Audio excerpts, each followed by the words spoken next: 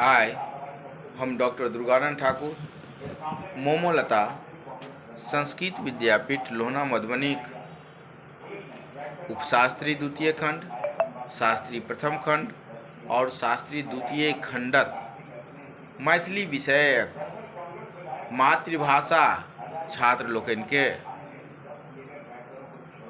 चंदा झा रचित मिथिला भाषा रामायणक विषय में किछु जानकारी देबऽ जा रहल छी। यदि मिथिला भाषा रामायण पर किछु पूछत निबंध लिखबाक लेल या अहाँके प्रिय पोथी विषय पर निबंध लिखबाक लेल कहत तो एहू प्रिय पोथी के रूप में मिथिला भाषा रामायण पर लिखल जा सकैत अछि। और चंदा झा आधुनिक युगक आधुनिक मैथिली साहित्यक जनक सेहो हुनका कहल जाइत छनि, किया तऽ नवयुगक नवीनताक सूत्रपात हुनके साहित्य मध्य भेल अछि।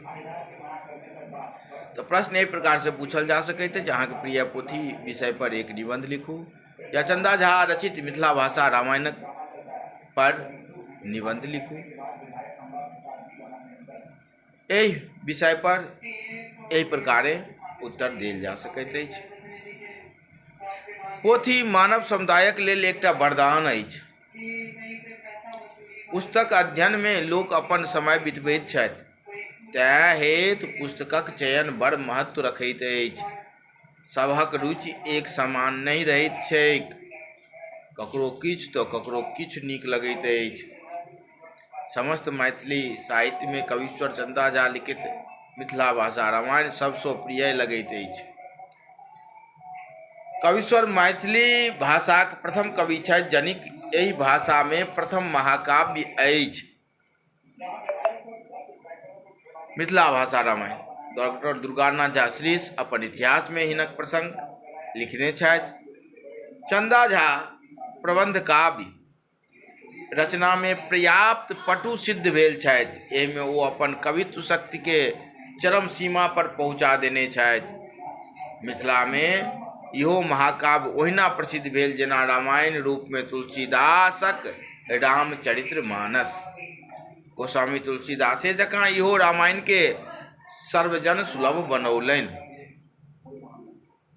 हिनक रामायणक आकार आध्यात्म रामायण सदृश अछि।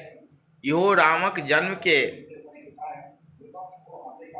व्यक्त नहीं को हुनका चतुर्भुज विष्णुक रूप में अवतार स्वीकार केने छथि। ओ मिथिलाक वर्णन जाहि निष्ठाक संग केने छथि से हिनक मातृभूमिक प्रति प्रेम प्रदर्शित करैत अछि। कि दिव्य भूमि मिथिला हम आबि गेलहुँ, देखैत मात्र मन लक्ष्मण तृप्त भेलहुँ।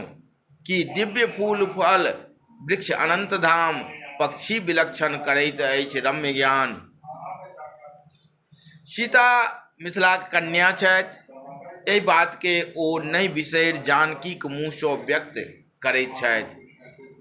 जनक जनिक जननी अवनी, रघुनंदन प्राणेश, देवर लक्ष्मण हमर छथि, नैहर मिथिला देश।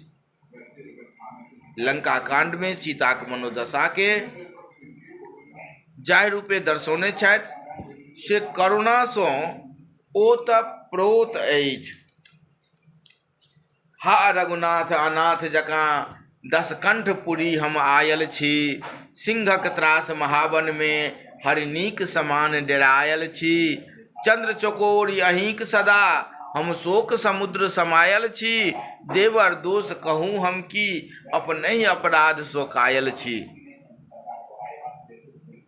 जाहि तरहे मैथिली शरण गुप्त अपन पुस्तक साकेत में कैकेयीक चरित्रक उद्धार कैलनि अछि, ओहि तरहे कविश्वर अहिल्याक चरित्र के अपन रामायण में उद्धार कैलनि।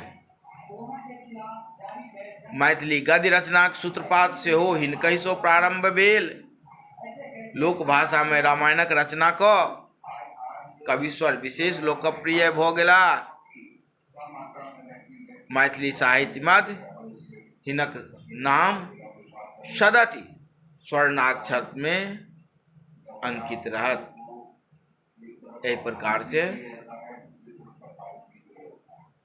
कविश्वर चंदा झा के मिथिला भाषा रामायण पर निबंध लिखल जा सकैत अछि, या अहाँके प्रिय पोथी पर निबंध लिखबाक लेल कहत तऽ लिखल जा सकैत अछि।